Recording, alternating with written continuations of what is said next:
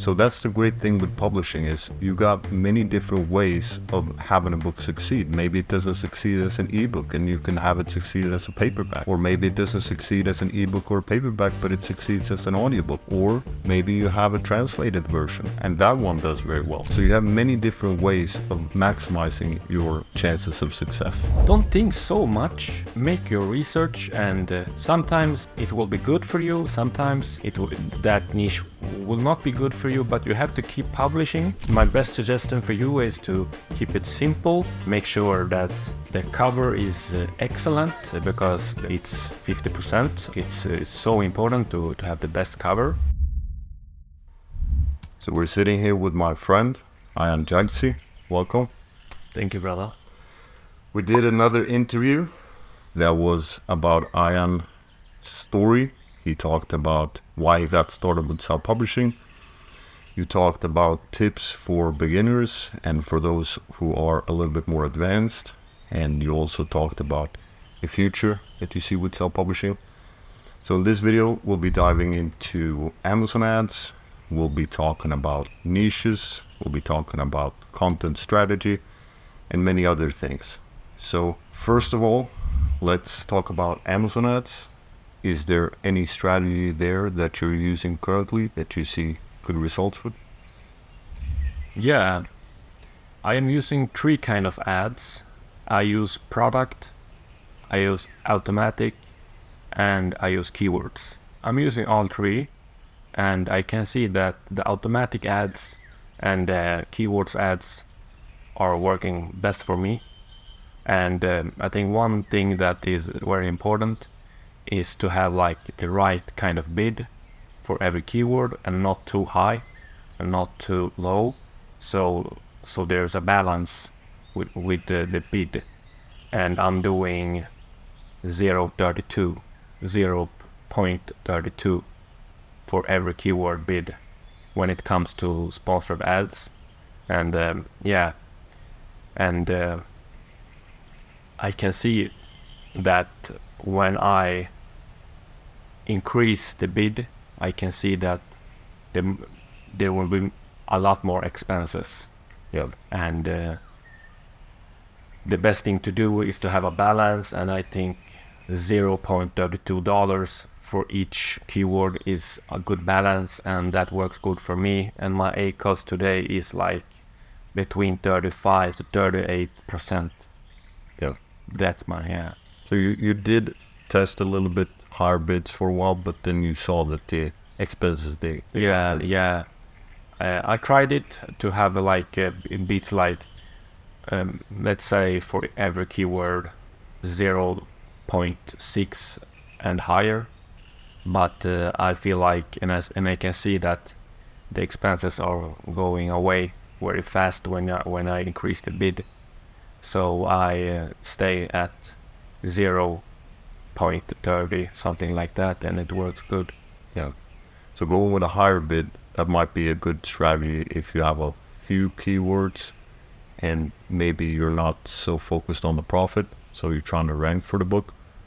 But we tested for a lot of books and we saw that the expenses got really high and we didn't see much difference. And it could also be that the books are already ranking very high organically, so maybe the ads are taken away from the organic sales. We don't know exactly what is causing it, but it's definitely worth to test. We've done a lot of tests with Amazon ads and we continue to test, and I don't know if there's one strategy that fits every book. Maybe it depends on the topic, but it's definitely worth testing. One more thing that I do with Amazon ads, that I increase the daily budget when I can see that that book sells very good. I will increase the budget for the book. So let's say the most of my Amazon ads have like a $5 budget every day, but for the best-selling books that I can see that okay, these books sells very good, then I increase the daily budget to like between $10 to $30 a day, and I will adjust the daily budget with the time. So if I see like one book is taking a good, is going very good, I will make it like 20, 30. And if there's a book that sells pretty good, I will make it to like $10 to $15 for daily budget. Yeah. So especially if you have a good A cost, then increasing the daily budget so that isn't a limit. Yeah. It's very good. Yeah. And worked good for me. Yeah. So it's about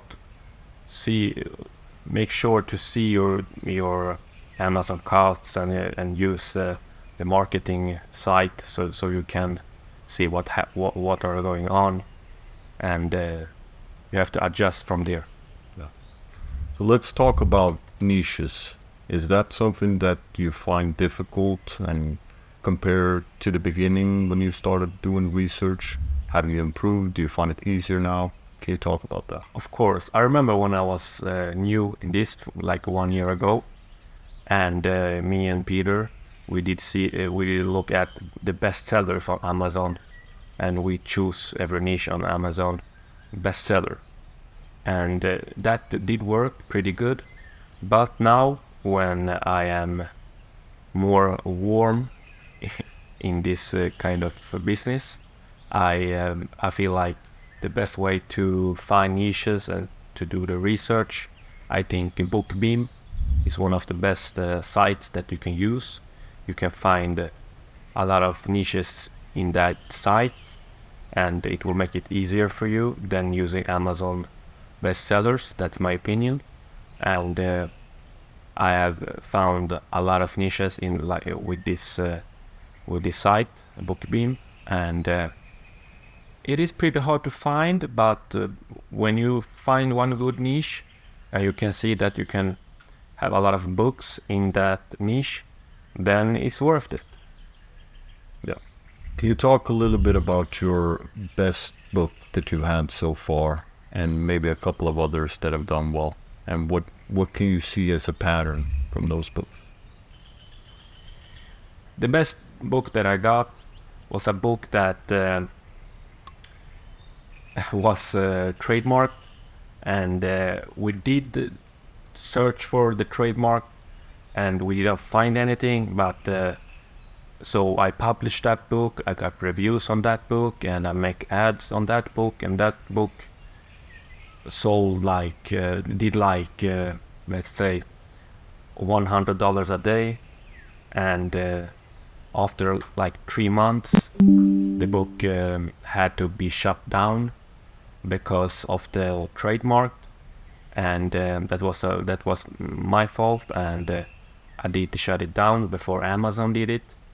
And so that was my best-selling book by far.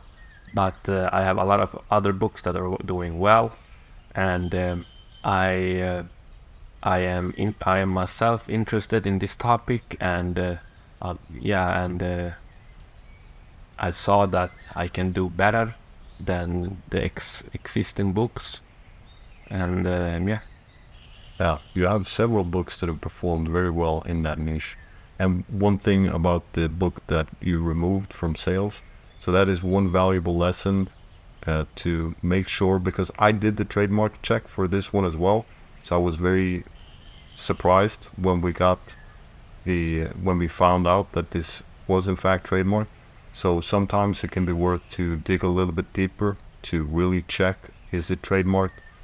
But overall, it was a good lesson, and you have had several books since then that have performed very well. Yeah. Can you talk a little bit about the length of the books?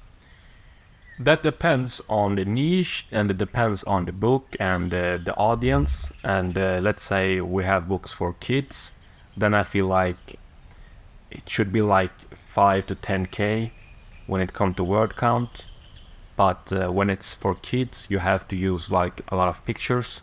So that's one important thing, to use pictures, because kids like pictures and not so much text. So that's one thing.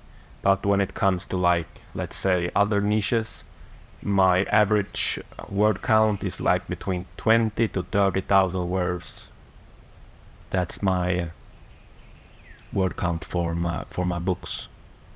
Yes, and I think that's a good word count to have. If you're publishing the audiobooks, if you have 30,000 words, it will end up being a little bit over 3 hours. Okay. And for kids' books, I think that if you put too much text, then that will simply be too much fluff for kids and they will have a hard time paying attention. So it's more so important with images. And remember that you have to make the research for the word count as well. You can see your competition, how many words do they use, how many pages is it in their books, and you have to be flexible and think about, okay, how can I do this better? Because why should people buy your book? It's because it gives more value, and that's the important thing. Exactly. So do research. You can check, are the books colored? The images inside, are they in color? You can check, like Ayhan said, the word count. You can also check the different things that the reviewers like, what they dislike. And you can also see if there's a way for you to be unique with your book. Maybe all the books that are live on Amazon right now don't have a specific angle that the customers want. So that is also something that you can think about. Yeah, and make sure to take help. So you will have, maybe you can find someone who is better than you to make this kind of research. And I use another people for this. Yeah. Can you talk about other ways that people find your books? I think it's important that you use the right keywords in the 7 keyword in KDP, and that you choose the right categories. Because if you're using categories that are not for your book, that will be very bad because Amazon can take down your book. So make sure to use the right categories and good keywords that you can put in the 7 keywords. And one tips is that you can download the BookBeam Google Chrome thing, that when you write something in the Amazon search, you will see what words it suggests for you, and you can use some of those words in your 7 keywords. Those are some great tips, because you want to show your book for relevant keywords. You don't want irrelevant keywords. You don't want irrelevant categories. You want everything to be relevant so you can get high click-through rate and high conversion rate for the keywords, for example, that you're targeting. I know we've mentioned this a little bit in previous videos, but do you have any specific plans that you will implement to scale your business? For me now is to keep continuing with the things I do, because it works very well, and my business is growing for every month, and for me it's all about getting reviews and make sure that it happens fast so I can get sales. Because my problem have been like I've been let's say I had the books, I have everything, but my challenge have been getting reviews for my books, and I have published a lot of books, and some of them have not got so many reviews, and that what's happened then that's a problem, because without reviews people will not buy the book. So for me it's about keep continuing and getting reviews for my books, and that's my challenge for now. Yes. What are some do's and don'ts that you would say for self-publishing? Don't think so much. Make your research, and sometimes it will be good for you, sometimes that niche will not be good for you, but you have to keep publishing. And let's say in the beginning I started one niche and I put a lot of money in this kind of books, but those books have not been the best for me. my best suggestion for you is to keep it simple and make sure that the cover is excellent, because the cover is so important. I would say like it's 50% when it comes to the book. It's so important to have the best cover and use a good designer.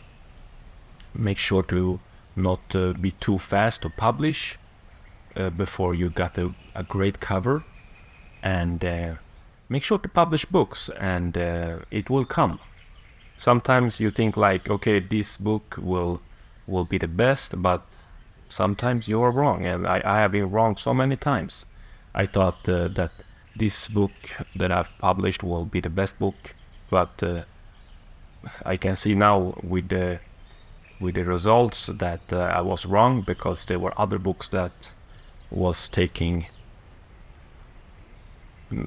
much better than I thought. So just publish, make your research, and just publish the books, get reviews on them, and you will see the result.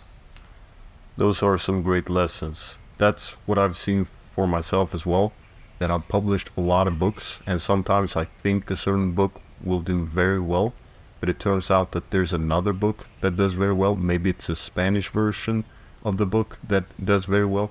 So that's the great thing with publishing, is you got many different ways of having a book succeed. Maybe it doesn't succeed as an ebook and you can have it succeed as a paperback.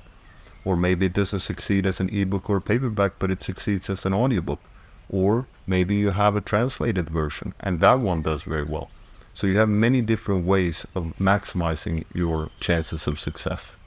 So that's some great tips. Keep going. Don't overthink too much, and do the best you can, of course, but make sure that you move forward. So I think we'll wrap up the interview here. We will do some other videos as well in the future. So thank you very much for watching. Once again, thank you, Ayhan, Yagci. Thank you, my friend. Yeah. See you in the next video.